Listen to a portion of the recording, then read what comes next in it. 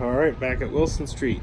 I'm going to give you an update. This is unit number, we'll go with 4. So this is the second floor if you're standing at the front of the house, the right side of the building. As you can see, my friends over here are making some good progress on that building. So let's go on inside. Now, I'm going to warn you, this is by far the worst unit that we have. So if there was such a thing as smell-o-vision, you guys would have all unsubscribed by now, and everyone would have deleted me. So let's go ahead and take a look at what we got. So the tenants have been out. We've been cleaning for a couple days. We've pulled probably a half dozen 2 TVs out already. But this is the condition, and this is how these folks would live in. So sometimes you don't get to choose how other people live, and some people need to clean things up. But this is what we got. So as we move in, these are some pretty hard situations. It smells pretty bad in here right now. You can kind of see just the general trash that's going on. So all of this is coming out. Closets, everything.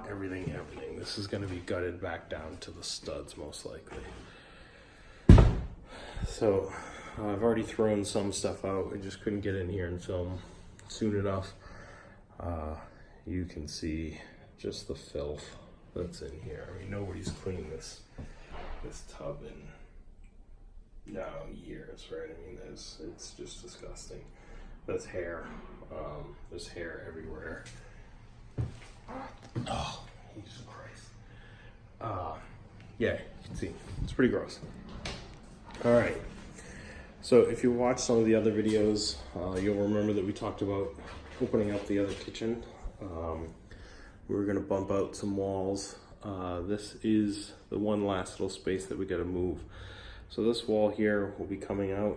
We're going to push that this way. We're going to line it up with this wall. That will help us gain the space in the other kitchen. So these will now be similar size. We're still playing around with floor plans in here. I think I am going to try to make this into a 3-bedroom unit. So right now, technically with the city, it's a 1-bedroom. What we would be doing is we need to figure out if we can open up this wall. So if we can open up that wall into this space, right? What we could do is take advantage of this space nicely, right? So if we can kind of get away with using this space, what we'd have is kind of a nice open area in here. You'd have a dining room over on this side. You'd have a living room over on this side, and we'd have a kitchen directly behind us. If we did that, what that allows us to do is to take this wall right here, and run that straight across, open up this doorway. We open up that doorway, we'll shift it this way. When we do that, that'll allow this to become a bedroom. So since we've already got a living room on the other side, we'll now have a bedroom here. If we turn around, we kind of have this little awkward space here, which is kind of just an open area. That will allow me to close up that, right? Remember, we're giving half of this space to the bathroom on the other side for the washer and dryer. What I could then do is take this space and put a washer and dryer in this unit. So now that gets me my washer and dryer for both units. This is an opening for the stairway going down. No sense in doing that. We'll change the doors, we'll change the trim, and we'll go ahead and close this off. There is a chimney behind there. As you remember, we've shut the furnace off. We've already pulled the chimney down from the roof line, and we've sealed that up. The city's going to be out to inspect that, but it's been permit's been approved, and we're pretty good there. So we have taken that down. I have left the chimney in the room so that you guys can kind of get a look at what it is. So we've ripped up all the carpeting in here already. I've already pulled up a lot of the subfloor that was in here as well. The smell permeates this place pretty bad. You guys can see this is kind of what we're dealing with, right? It's pretty gross. So this is going to be a complete gut, right? I don't think that there's going to be anything that will be staying. It does kind of have some nice pretty views of the city, if that's what you want to call it. Some nice artwork from our previous occupants. Kind of goes everywhere. So unfortunately we're going to be losing some of that, but apparently let's hope that Crystal and Nicole are still BFFs. Doubt it, but maybe. So more artwork, small little closet. We're going to need to make that a little bit deeper. Don't think we're going to be losing anything big there. So you can see these closets right to the inside is maybe 15 inches, right? So not really big enough to put a hanger. All right, so this is where it gets back to kind of the original state of how this place was. So if I start dry heaving, forgive me, pretty gross.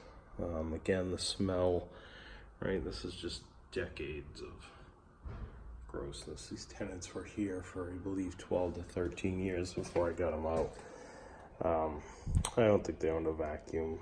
As you can see, it's just filth. It's disgusting. But let's go through anyways. All right. So of course they had pets. There was a cat that was living in here. You can just kind of see the walls. I mean, this is disgusting, right? So they patched a bunch of things. They've this is a carpet, which has never been vacuumed. Okay, so it's cigarette smell is the first thing that hits you.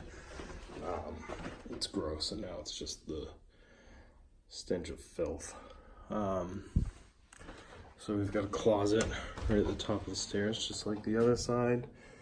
Still filled with some of their junk.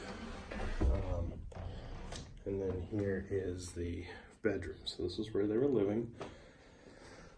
This is the carpet. You can see that there is not much left to it. It's pretty gross.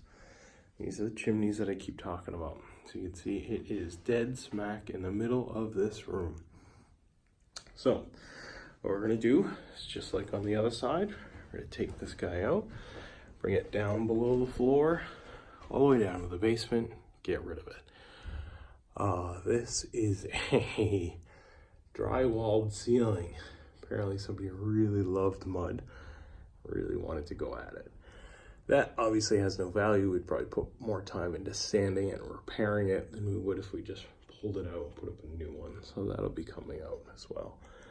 You can see over here, electrical is not in such great shape, right? So I mean, you kind of get these outlets, right? And all this stuff is in there, right? There's nothing that's actually in. Same with the lighting. Lighting's not really in here, so we're gonna go ahead and take all that out. We'll put a ceiling light in. I actually have some decent headroom in here. I mean, I'd say we got almost 8 feet for a third floor. That's a pretty good amount of space. Window, need to repair that. That'll be coming out as well. And that is where we're at up here. You can see, needs a lot of work. This unit also, you can see they've patched some holes with Pepsi packaging, I would say, if that's what it looks like. And they have decided to paint over it, it looks like. So we've got half the remnants of some good patchwork done there. So we'll go ahead and get that out. All right. So that's where we're at up here. It's pretty gross. We have fumigated this unit as well because it appeared that they had bed bugs. So based on a lot of the remnants of packaging and such, shall we say, you know, such as these wonderful things that they leave us, which I have no idea what that is. I don't think it's coffee. So based on packages like that, which is most like a urine, we have pretty much nothing left that's salvageable. So we fumigated. We saw a lot of things such as bed bugs or remnants of containers for bed bugs. And based on a lot of that, I just wanted to go ahead and take care of that. So we fumigated. We're tearing out the rugs, tearing out basically anything that any critter could live in, live behind, or survive on, all gone. So that's it for unit number 4 in this building. We will give you an update as soon as we can.